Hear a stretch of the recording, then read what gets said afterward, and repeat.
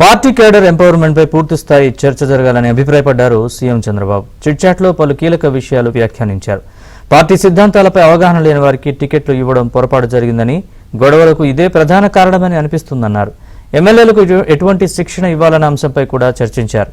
గ్రామ సచివాలయాల పేరు తీసేసి స్వర్ణాంధ్ర సెంటర్లు అని పెడితే ఎలా ఉంటుందనే అంశంపై కూడా చర్చ జరిగింది. ఎమ్మెల్యేలు జాగ్రత్తగా మాట్లాడాలని, ఎవరు రిలీజియన్ సెంటిమెంట్లను టచ్ చేయొద్దని హెచ్చరించారు. టీడీపీ ఇక ఎప్పుడూ ప్రతిపక్షంలో ఉండదన్నారు సీఎం చంద్రబాబు.